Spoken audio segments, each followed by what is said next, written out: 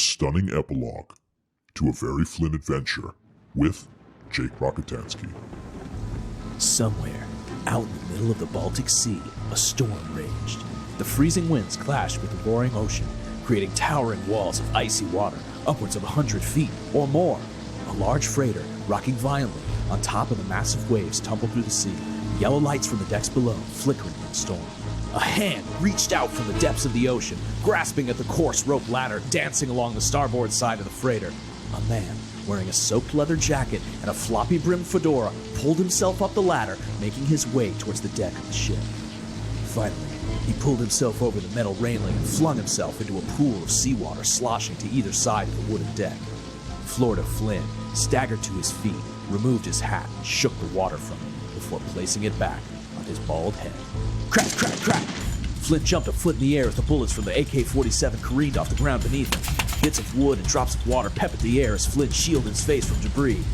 With one quick motion, he grabbed a large leather bullwhip from his belt and flung it in the direction of the gunfire. Ah! A henchman fell to his knees, grasping at his wrists. Flynn Jr. heard the clang of the rifle the man had been holding hit the deck. He wasted no time, hurling himself towards the fallen henchman, and with a well-placed kick, snapped the man's head backwards. It made a hollow thunk as it bounced off the soaked wooden planks, rendering the thug unconscious. Flynn Jr. snapped to attention. He followed the sounds of the baby's cries into a nearby metal stairwell and down into the main cabin. He wedged himself against the cold metal wall and crept towards a sealed door at the end of a long hallway. It took nearly all his strength to rotate the large metal wheel attached to the door. Once inside, in the center of the room, Florida saw it. A baby. Laying in a makeshift bassinet rocked back and forth as the large ship heaved from side to side. He carefully walked to the center of the room and gently lifted the baby into his arms. It had a large red Q stitched onto the back of its pajamas. Florida held the child close to his chest. Shh, shh. It's okay, baby. We're gonna get you out of here. Click. The sounds of 10 rifles cocking sent shivers down Florida's spine. Flynn spun around. Standing in the hallway were a dozen armed henchmen, all wearing MS-13 jackets and pointing large automatic rifles directly at his head. A valiant effort, Dr. Flynn. The henchman stepped to the side, clearing a path for a tall, thin man with short graying hair. He smiled at Flynn Jr., revealing a set of crooked, yellow teeth. Podesta, Flynn gasped. I believe you have something that belongs to me, Podesta sneered. It belongs in a museum, Flynn shouted back, clutching the baby protectively to his chest.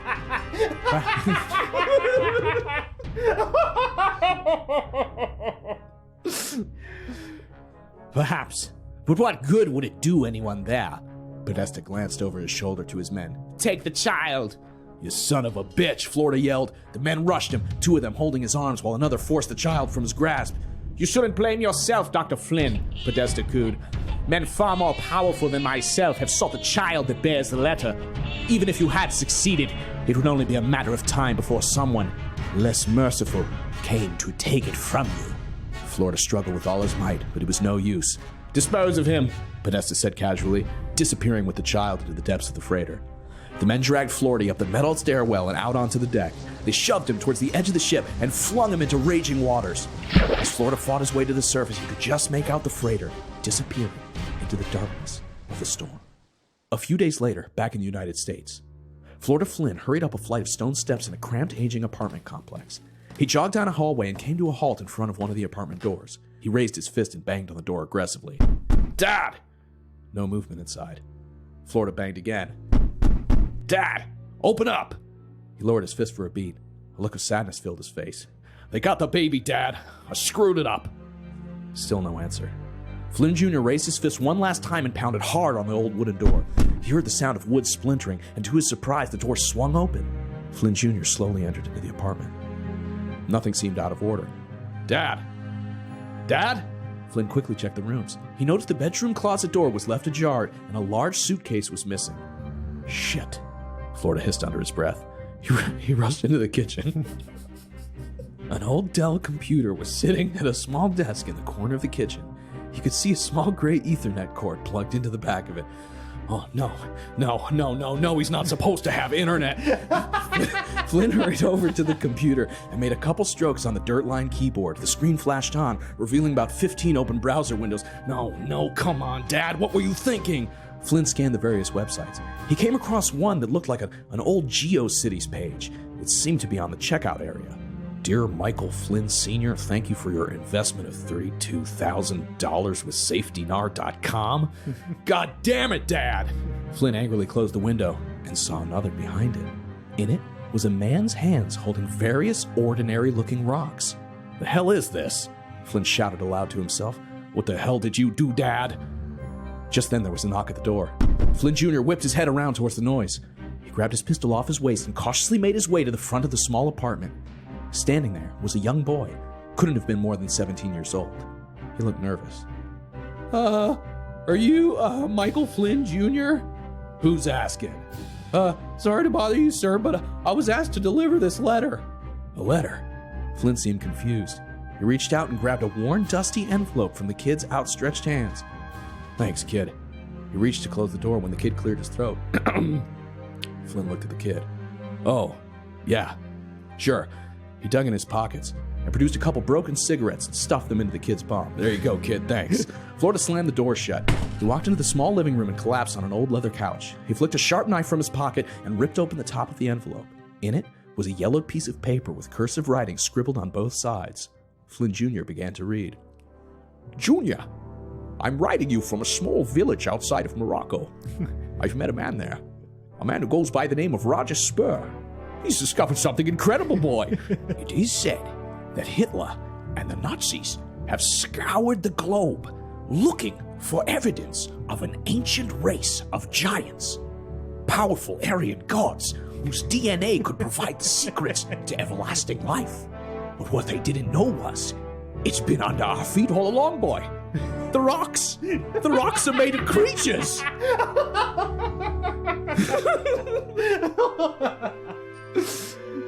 Flynn let the letter drop into his lap. He furrowed his brow, rubbed his temples, and let out a long, belabored sigh.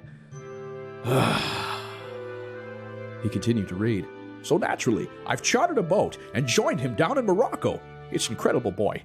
Each day we're finding something more exquisite than the day before. We're currently in the process of unearthing what Spur believes is a male sexual organ that once belonged to a fearsome giant so big it stretches straight across the Atlas Mountains. In fact, unbeknownst to us, we've set up camp right between the testes. A grand adventure indeed. If you're reading this, I'm sure you've by now discovered I found a way to connect to the internet. I'm sorry, boy.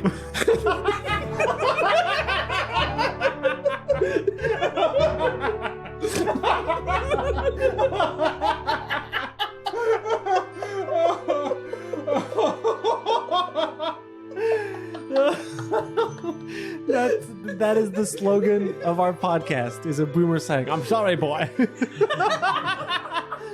It was too late.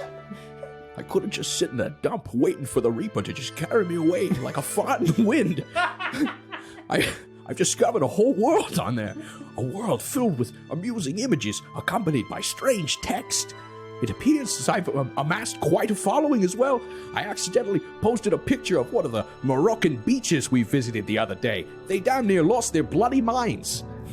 Tomorrow we set out in search of a dragon boy.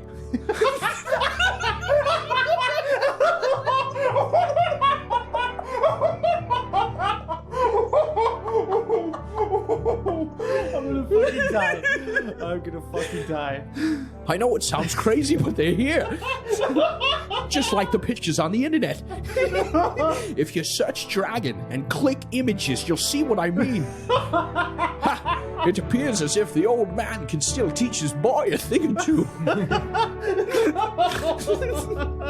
In the event that I should be unable to return, don't worry, Junior, you'll be taken care of. I've invested my life savings in the Iraqi dinar, a strange and mysterious coin worth untold riches. You're going to be a very rich man, Junior. My final gift to you. I do hope you're well, boy. Sunrise is in but a few hours, so I leave to gather what remains of our camp, head towards the coast. Don't try to look for me, Junior. It's too dangerous to go alone. Perhaps one day you'll look up and see your old man flying on the wings of a dragon.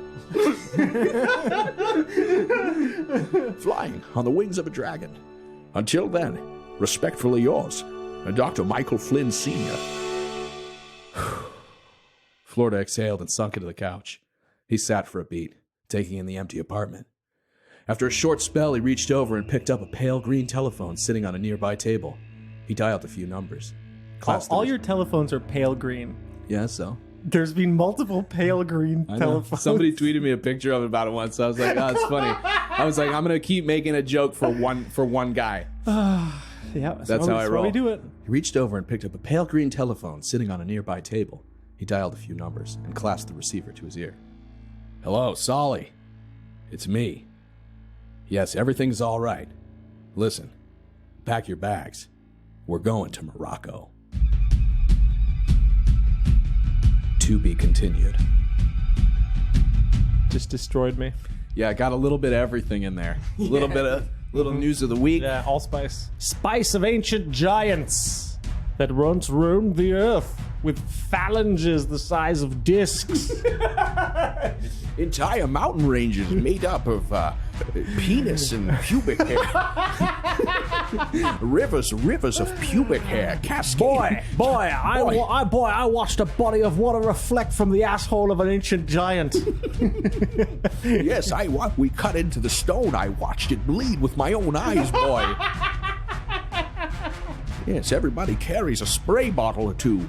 You spray the rocks, boy. You spray the rocks and they bleed, boy. And then you show it to the old people on YouTube, boy. And they make comments and likes, boy.